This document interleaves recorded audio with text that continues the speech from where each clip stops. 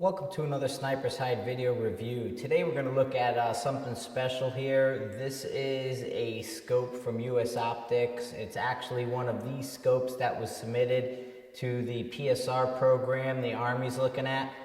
This is a 5 to 25 34 millimeter mill adjusted scope with a Gen 2 mill dot reticle with the XR version with the extra reticle that has the Christmas tree inside. What we have here is 1/10 mil adjustments on USO's EREC knob. This has a 0 stop to it. As well, it has the clicks that have the short and then the clunk. So it's click, clunk.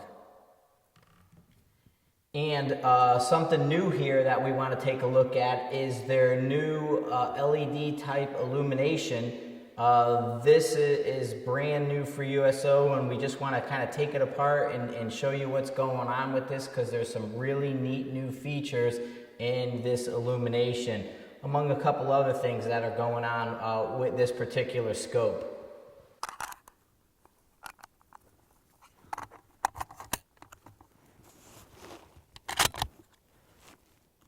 Okay, the first thing with this illumination we want to take a look at is the outside. You can see the rubber pad here. It has 3 buttons. You have an on at the top and then an up and down.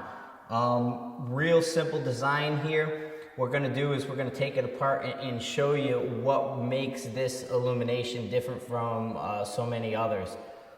First off, to open it up, you just simply unscrew it. Easy enough. From there, you have the panel, the control panel. So all you need to do is just take it right off. There's your battery, and here's your spring-loaded pins in there. It's your gold contacts. It has your indexing pins and the gold contacts there. As you can see, this is a solid piece screwed right into the body of the scope. It just fits right in the saddle here. And this is the circuit board, and this is basically the brain of the LED. A couple advantages here. Something ever happens to this, you simply take this off and they can replace it. To replace the battery, it's real simple as well. There we go. Replace the battery there, that's all it is. Here's your battery, 2032, goes in just like that, snaps right in. These contacts,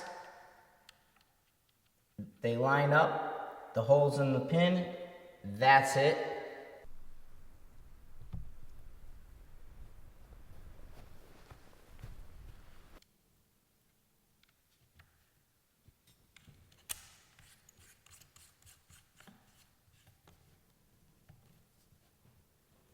Neat feature with this, it's user programmable. You can set your illumination setting to where you want it, and then when you turn it on and off, it'll remain in that location. So you can set it for real light for use with night vision.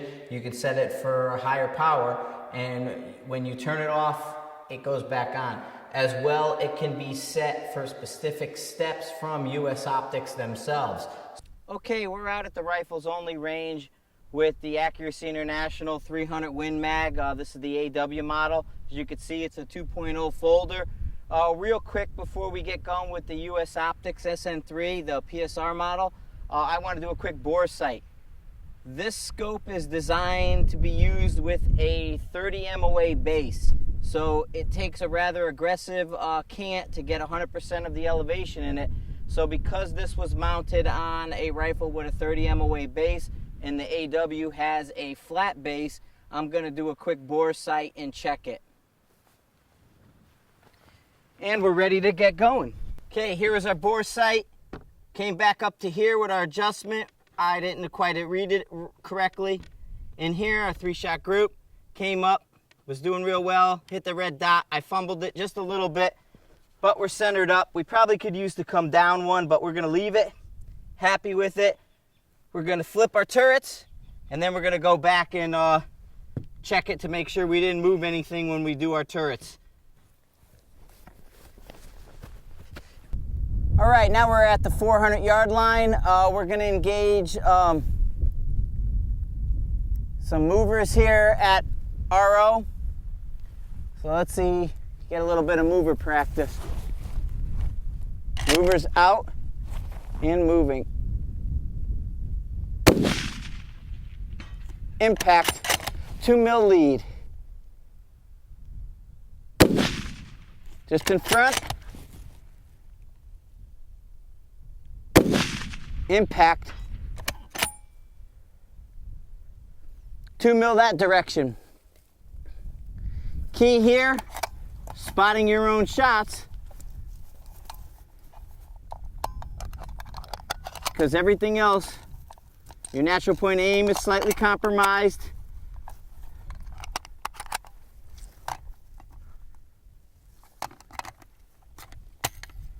Okay, coming back. And she's moving. Impact.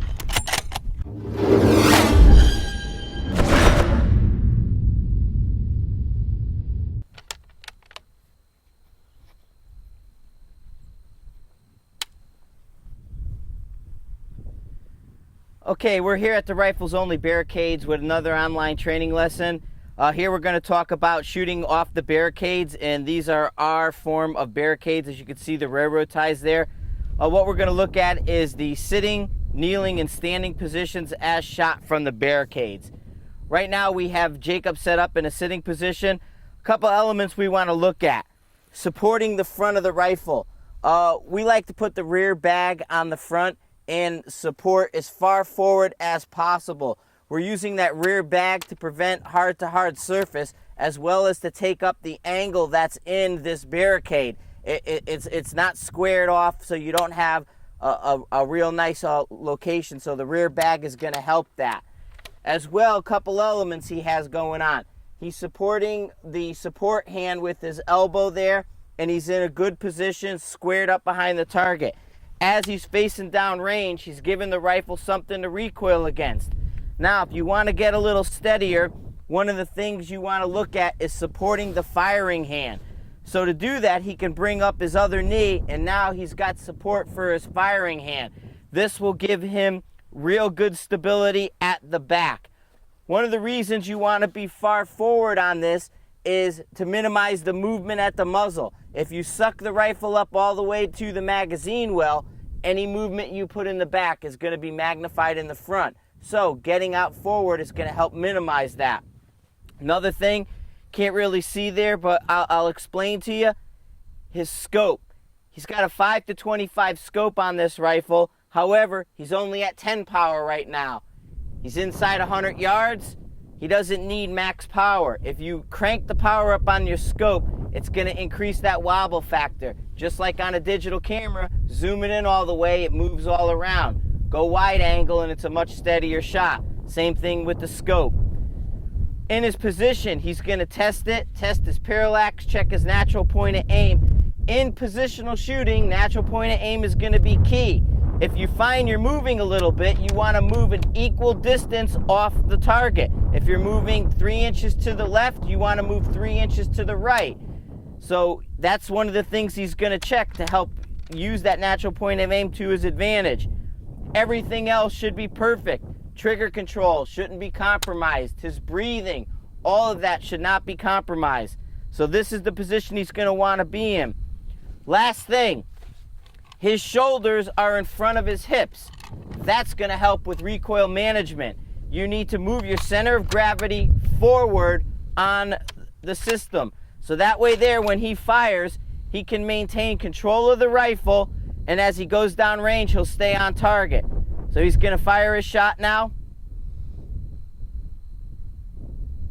As you can see, he didn't come off, he didn't go flying off the barricade, and you can see that aggressive angle that he has. The rifle stayed right where it needed to be. That's indicative of a good sitting position. Straight back, on target.